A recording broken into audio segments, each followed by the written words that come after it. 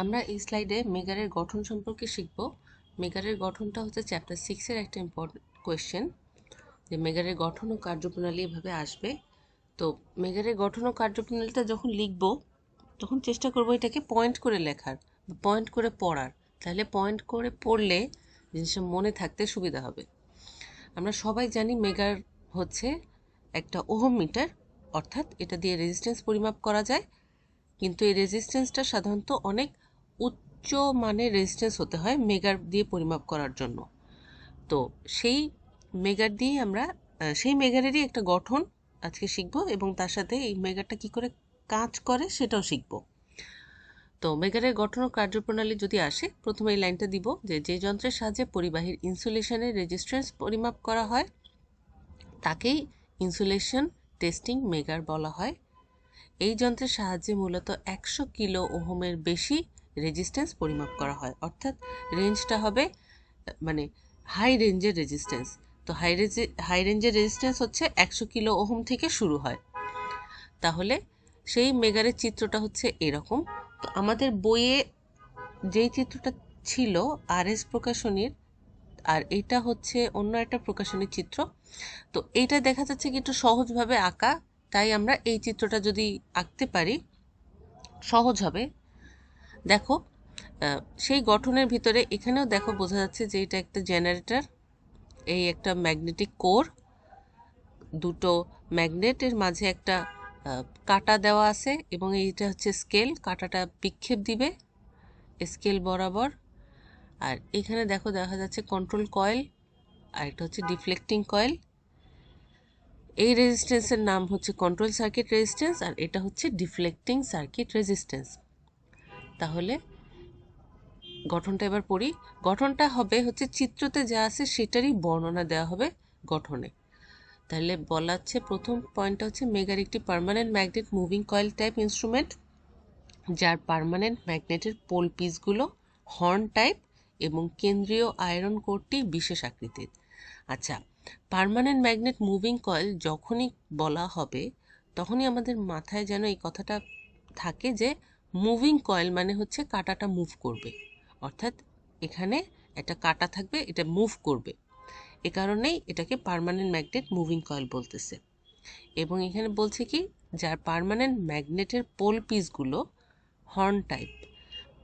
এটার মানে হচ্ছে এখানে দেখো চিত্রে এই ম্যাগনেটটার দুটো কোণা আছে, কোণাটা একদম চোখা, এবং নিচেও দেখো এটা হচ্ছে চোখা কোণা। তো এই চোখা কোণাটা দেখতে একটু শিঙের মতো, হ্যাঁ। তো শিঙের ইংলিশ নাম হচ্ছে হর্ন। তাই বলছে যে এই পোল পিসগুলো মানে কোণার পিসগুলো হর্ন টাইপ, অর্থাৎ এটা শিঙের মতো, এবং কেন্দ্রীয় আয়রন কোরটি বিশেষ আকৃতির, অর্থাৎ এই মাঝে যে আয়রন কোর আছে সেটা একটা বিশেষ আকৃতির। তাহলে আমাদের প্রথম পয়েন্টটা হচ্ছে মেগার একটি permanent magnet moving coil type instrument. এই পার্মানেন্ট ম্যাগনেটের পোল পিসগুলো হর্ন টাইপ এবং কেন্দ্রীয় আয়রন কোরটি বিশেষ আকৃতির। আচ্ছা, এটা হচ্ছে আমাদের প্রথম পয়েন্ট গেল। 2 নাম্বারটা হবে হচ্ছে যখনই আমাদের মুভিং কয়েল থাকবে তখনই কন্ট্রোল কয়েল আর ডিফ্লেক্ট কয়েল এই দুটো আসবে, অর্থাৎ কন্ট্রোলিং কয়েলও আসবে, ডিফ্লেক্টিং কয়েলও আসবে। কন্ট্রোল হচ্ছে ডিফ্লেক্টিং হচ্ছে ডিফ্লেক্ট করবে, ডিফ্লেক্ট করা মানে হচ্ছে কাঁটাটার বিক্ষেপ দেওয়াবে, এটাই হচ্ছে ডিফ্লেক্টিং কয়েলের কাজ। আর কন্ট্রোল কয়েল হচ্ছে ওটাকে মান বরাবর কন্ট্রোল করবে, অর্থাৎ মানের কাছাকাছি এনে কাঁটাটাকে থামিয়ে দেওয়ার কাজ হচ্ছে কন্ট্রোল কয়েলের। তাই 2 নম্বর পয়েন্টটায় দেখো কি লেখা আছে, ডিফ্লেক্টিং কয়েল। ডিফ্লেক্টিং কয়েলটি কন্ট্রোল কয়েলের সাথে সমকোণে অবস্থিত, অর্থাৎ এখানে দেখো ডিফ্লেক্টিং কয়েলটা এই বরাবর মোটা দণ্ডটা তীর চিহ্নে দেখা যাচ্ছে, মোটা দণ্ডটা হচ্ছে ডিফ্লেক্টিং কয়েল, আর ওর সাথে লম্বভাবে আছে হচ্ছে কন্ট্রোল কয়েল। আর এই দুটো লম্বভাবে থাকাই মানে হচ্ছে সমকোণে অবস্থান করা। তাহলে 2 নাম্বার পয়েন্টটায় হচ্ছে এই কয়েলের কথাটা উঠবে। 3 নাম্বারটা দেখো কি, উভয় কয়েল পার্মানেন্ট ম্যাগনেট ফিল্ডের মাঝে মুক্তভাবে ঘুরতে পারে। হ্যাঁ, চিত্রতেও দেখা যাচ্ছে যে এই দুটো হচ্ছে ম্যাগনেট দুটোর মাঝখানেই আছে, অর্থাৎ যে ফিল্ডটা ক্রিয়েট হবে ম্যাগনেট ফিল্ড, ম্যাগনেটিক ফিল্ডের ভিতরে এই দুটো কয়েল সুন্দরভাবে স্বাচ্ছন্দ্যভাবে ঘুরতে পারবে। 4 নাম্বার হচ্ছে উভয় কয়েল একটি ডিসি জেনারেটরের সাথে প্যারালালভাবে যুক্ত। হ্যাঁ, এখানে এইটা হচ্ছে সেই জেনারেটর। সেই জেনারেটরটা প্যারালালি যুক্ত হচ্ছে কিসের সাথে? পুরো কয়েলটার সাথে। দেখো এই উপরের পাতটা যে যা লাগছে হচ্ছে কন্ট্রোল কয়েলের সাথে, আর নিচের তারটা এসে লাগতেছে হচ্ছে ডিফ্লেক্টিং কয়েলের সাথে। অর্থাৎ এই দুটো কয়েলই হচ্ছে জেনারেটরের সাথে প্যারালালভাবে যুক্ত। কোথাও প্যারালাল বলা আছে, কোথাও আড়াআড়ি ভাবে বলা আছে, একই কথা, আড়াআড়ি ভাবেই হচ্ছে প্যারালাল। তারপরে হচ্ছে 5 নম্বর পয়েন্ট, বলা হচ্ছে কি, কন্ট্রোল কয়েলের সাথে একটি কম্পেনসেটিং রেজিস্ট্যান্স সিরিজে যুক্ত থাকে, যার সাথে একটি পয়েন্টারও সংযুক্ত থাকে এবং পয়েন্টারটি 0 থেকে ইনফিনিটি পর্যন্ত দাগাঙ্কিত স্কেলের উপর অবস্থান করে। এখন আসলো পয়েন্টারের কথা বলতে।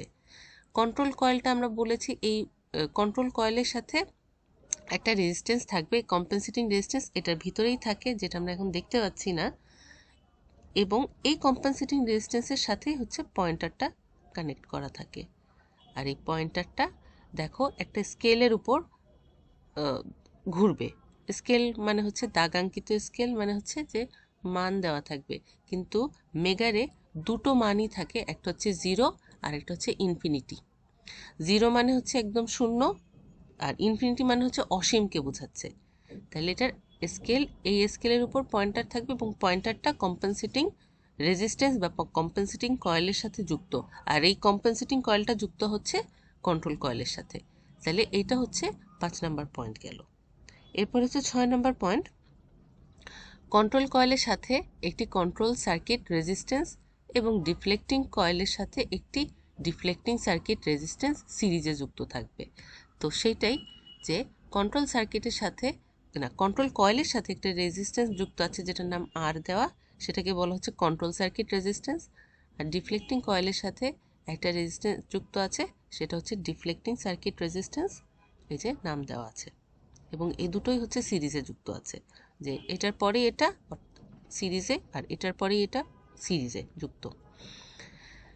আর যে রেজিস্ট্যান্সটা পরিমাপ করবো, অর্থাৎ মেগার দিয়ে যে রেজিস্ট্যান্সটা মাপবো, সেটা ডিফ্লেক্টিং সার্কিটের সাথে সিরিজে যুক্ত করা হবে। অর্থাৎ এই যে ডিফ্লেক্টিং সার্কিট, এইখানে লাইন আর গ্রাউন্ড, এই লাইন গ্রাউন্ডের সাথে ওই রেজিস্ট্যান্সটা যুক্ত করতে হবে।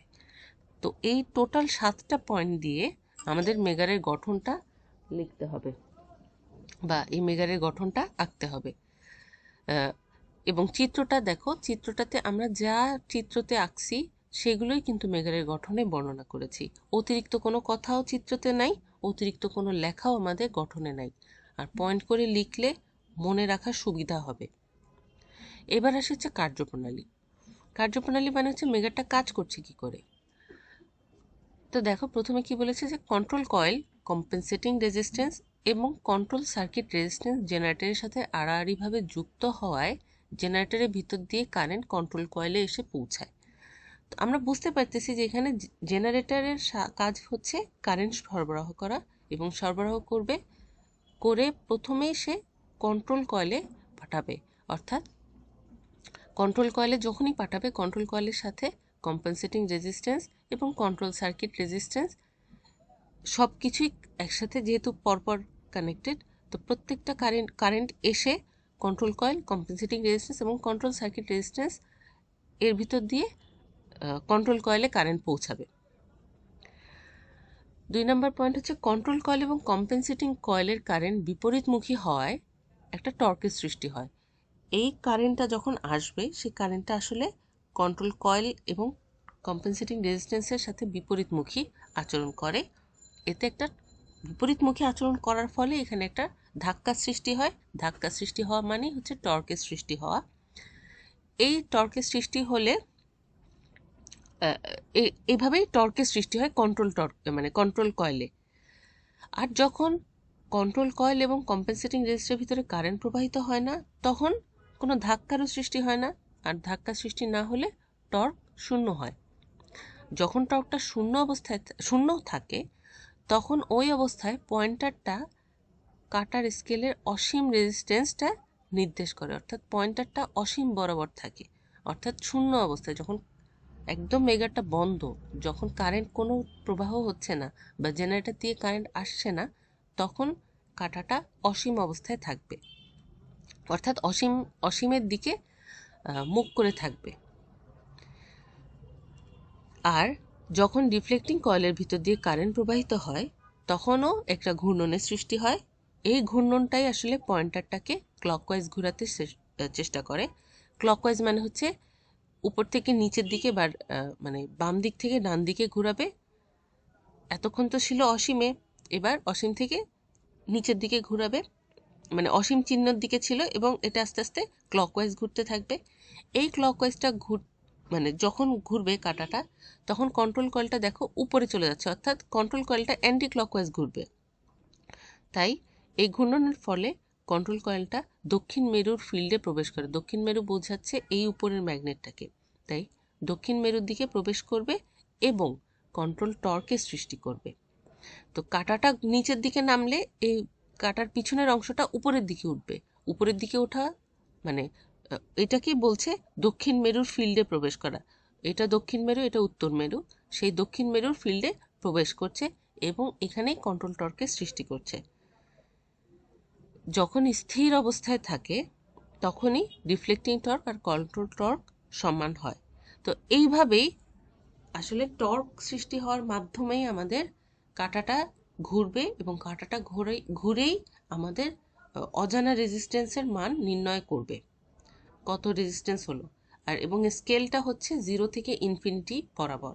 0 হলে নিচে হলে 0 আর উপরে হলে ইনফিনিটি, এটার মাঝামাঝি হলে সেই মানটাও সে নির্ণয় করবে। তো এইটুকুই হচ্ছে আমাদের মেগারের কার্যপ্রণালী। মেগারের কার্যপ্রণালীতে আমাদের বুঝতে হবে যে কাঁটাটা কোথায় আছে, কোথা থেকে টর্কের সৃষ্টি হচ্ছে, কি কি জিনিসপত্র, মানে প্রথমে কন্ট্রোল টর্কের কথা আসবে, তারপরে আসবে হচ্ছে ডিফ্লেক্টিং, প্রথমে কন্ট্রোল কয়েলের কথা আসবে, পরে ডিফ্লেক্টিং কয়েলের কথা আসবে, আর শেষ অবস্থায় আসবে হচ্ছে যখন এটা স্থির অবস্থা থাকবে। স্থির অবস্থায় এই টর্ক দুটো সমান হওয়া মানে কাঁটাটা একদম মাঝ বরাবর থাকে। তো এইটুকুই হচ্ছে আমাদের মেগারের কার্যপ্রণালী। এটাও 4টা পয়েন্ট, আর মেগারের গঠনে হচ্ছে টোটাল 7টা পয়েন্ট। আমাদের চিত্র একবারই আঁকতে হবে। চিত্র একবার এঁকে মেগারের গঠন আর কার্যপ্রণালী এভাবে করে লিখে দিব।